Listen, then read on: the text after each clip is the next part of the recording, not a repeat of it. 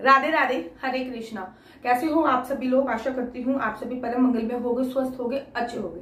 सर्वप्रथम आप सभी को अहोई अष्टमी की अनंत और अनंत शुभकामनाएं। जैसे करवा चौथ का व्रत अपने पति की लंबी आयु के लिए रखा जाता है, वैसे ही अहोई अष्टमी का व्रत अपने संतान को दीर्घ आयु प्रदान करने के लिए, उनके कैरियर के लिए रखा जाता है। अहोई अष्टमी का व्रत वो लोग भी रख सकते हैं जिनके संतान नहीं है। क्या आप लोगों को पता है कि अगर आपकी संतान नहीं हो रही है और सारा इलाज करा के आप लोग थक चुके हैं, तो अहोई अष्टमी वाले दिन राधा कुंड में स्नान करने से आपको संतान की प्राप्ति होती है। मैं मजाक नहीं करी, ये जो परंपरा है ये द्वापर युग से चली आ रही है। राधा कुंड में स्नान करने से निसंपत्ति दंपत्ति को संतान की प्राप्ति होती है। और ये अनेकों उदाहरण है इसके, हजारों लोगों को ऐसा हुआ है जिनके सामने डॉक्टर भी फेल हो गए। मैं किसी चमत्कार को बढ़ावा नहीं दे रही, लेकिन जो बात सच है मैं आपको केवल वही बता रही हूँ। कहते हैं ना, जब दवा काम नहीं आती तो दुआ काम आ जाती है, और उस राधा कुंड में स्नान करने से आपको संतान की प्राप्ति होती है। मथुरा में गोवर्धन स्थित है और गोवर्धन में ही ये राधा कुंड और कृष्ण कुंड पड़ता है।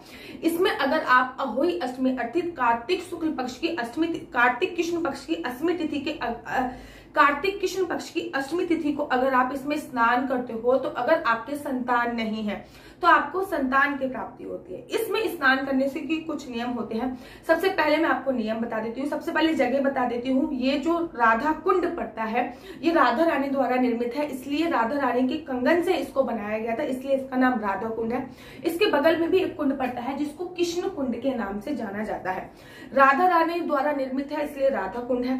अष्टमी तिथि वाले दिन इस कुंड का निर्माण हुआ था, इसलिए अहोई अष्टमी पर ही इसकी पूजा अर्चना वंदना की जाती है और इसमें स्नान किया जाता है। ये जो आशीर्वाद है ये स्वयं श्री कृष्ण ने राधा रानी को दिया था।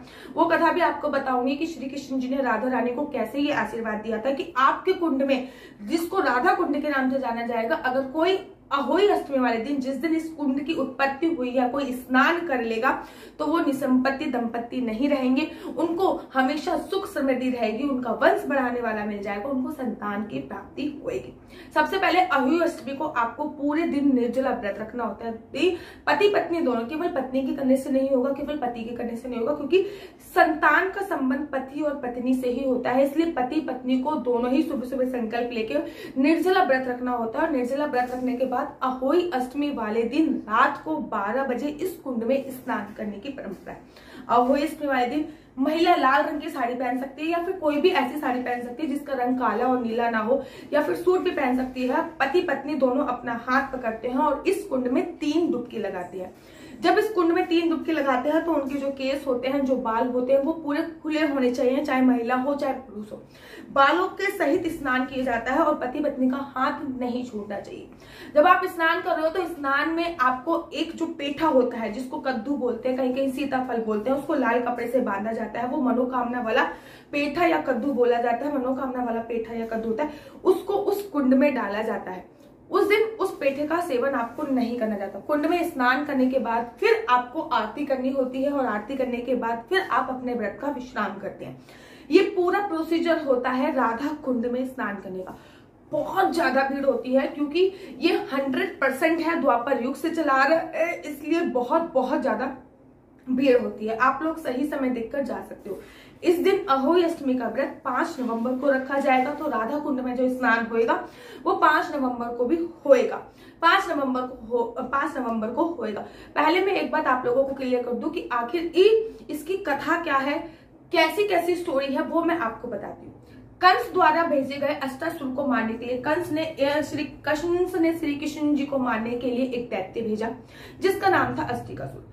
वो दैत्य गाय के बछड़े का रूप धारण करके श्री कृष्ण जी को मारने आया था और गायों के बीच में झुंड बनाकर आया था। श्री कृष्ण जी ने उसे पहचान लिया। श्री कृष्ण जी ने उस बछड़े के दोनों पैर पकड़े और उसको घुमाकर पटक दिया। जैसे ही श्री कृष्ण जी ने उसको घुमाकर पटका, उस दैत्य के प्राण पखेरु उड़ गए।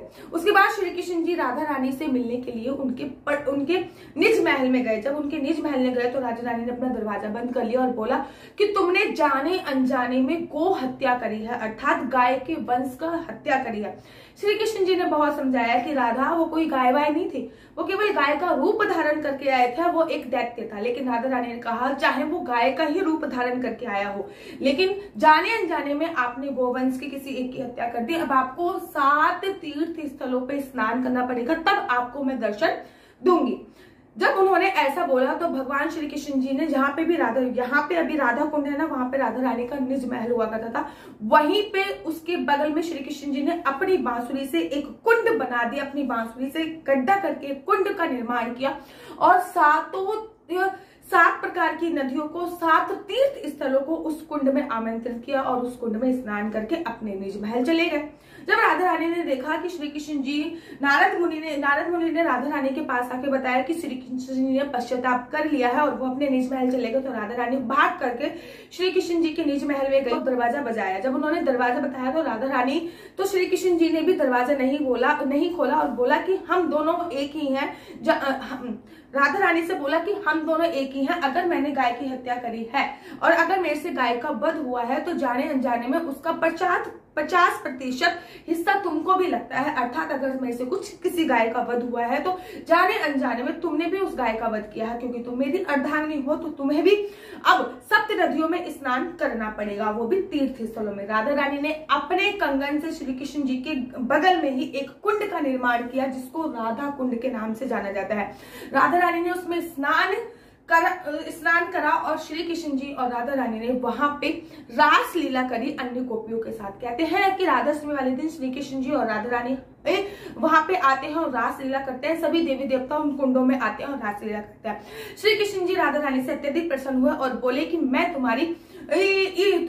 तुमसे बहुत ज्यादा प्रसन्न हूँ, तुम्हें कुछ भी मांगना तो मांग लीजिए। तभी राधा रानी ने बोला कि अस्टिकासुर को जब आपने मारा था तो उसने इतनी जोर की चीख दी थी, इतनी जोर की चीखा था कि उसकी चीख से एक न जाने कितने लोगों का गर्भपात हो गया था, कितनी महिलाओं का गर्भपात हो गया था। तो मेरी ये मनोकामना है कि इस राधा कुंड में जो भी स्नान करेगा अहोई अष्टमी वाले दिन उसको संतान की प्राप्ति होगी। भगवान श्री कृष्ण ने कहा था, राधे जो आपका मानना है वही होगा। तभी से इस कुंड में स्नान की परंपरा चलती आ रही है।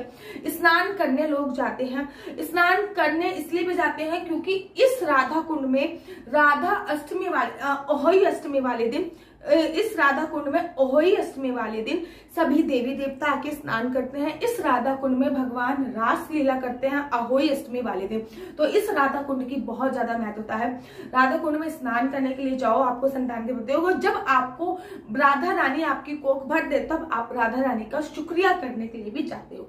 आशा करती हूँ आपको मेरी वीडियो अच्छी लगती होगी। अगर आपको मेरी वीडियो अच्छी लगती है तो आप अपना यूट्यूब चैनल हरि बोल को लाइक शेयर सब्सक्राइब करना बिल्कुल भी मत भूलिए। तब तक के लिए मुझे दीजिए इजाजत। राधे राधे, हरे कृष्णा, हरि बोल।